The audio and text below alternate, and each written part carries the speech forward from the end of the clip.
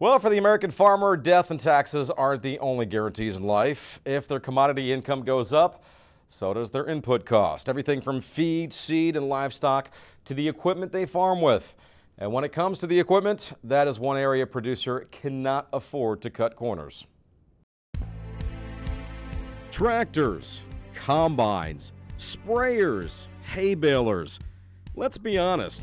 Whether you're a small-time farmer or part of a large conglomerate, these aren't luxury items, they are necessities. You still gotta have a planter, a tractor, a peanut plow, a cotton picker. I mean, this part of the world we do so many different crops. It's just that you have to have so many different pieces of equipment. Brock Young, a John Deere rep for Lassiter Implement in Ocilla, Georgia, tells me that when purchasing farm equipment, there's a simple economical formula to consider. According to Young, the same equipment you buy for, say, a 30-acre farm can be spread over 300 acres, meaning your cost per acre would be a lot higher starting off than it would be for a bigger operation. Young says that's why we're seeing so many smaller farms being gobbled up by larger ones. Translation: the bigger the operation, the more cash flow. Definitely seven figures. I mean, I'd say average, say 1,000, 1,500 acre farm. I mean, they're gonna have 2 or 3, 200, 250 horsepower tractors at just average used price at 200, 225,000. You gotta have a set of planters and strip till, or better. I mean, you're looking at 20, 30,000 there for a set of planters, or 20, 30,000 for a strip till or better.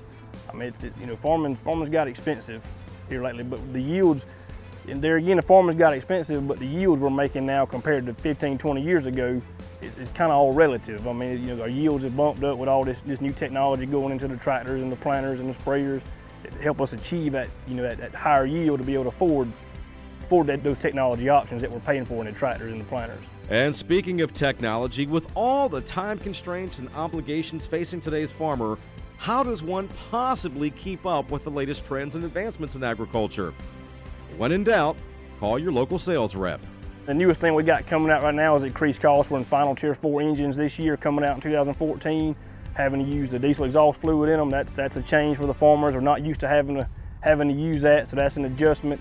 But it won't take long. I mean, Deere, they research this stuff and they know. I mean, we don't have very many problems with it. It's just something new and something more to have to deal with on the tractor. These new 8Rs have a efficiency manager on them. You can set a speed if you're pulling tillage equipment or pulling a harrow. You can say I want to go 5.5 miles an hour, and you tell that tractor that it'll find a gear in an RPM range where it is using the least amount of fuel as possible. It's to cut your costs down. I mean, it's amazing. Of course, with any new technology, there comes a learning curve, or maybe you're just unsure of what type of equipment you need for your operation. Well, that's where programs like the John Deere Drive Green Challenge come into play. Now in its 6th year, the challenge has become an enormous success for John Deere. In fact, more than 10,000 people turned out for various challenges throughout the country last year. Definitely getting it out there and getting farmers to see it. I mean, most of our sales here on new technology, they see one guy try it, and once one man tries it, another guy in the county will try it, and all of a sudden you have every farmer in the county coming in asking you about it. And if it didn't work, they wouldn't be coming in asking you about it. If they didn't see, a value added right there in precision planting or, picking an RPM that saves you fuel, they wouldn't come in and ask you about it. But I mean, we've tried it, we've got it out there, farmers have demoed it, we've had demo days to come try it, and it's really helped push this technology option. I mean, most everything on these tractors is utilized now. That once we get out there and get it demoed and everybody sees what it'll do, that everybody buys into it 100%. Now, to learn more about the John Deere Drive Green Challenge or to see if a demo day is coming to a dealership near you, just log on to the website you see there on your screen. That's johndeere.com/drivegreen.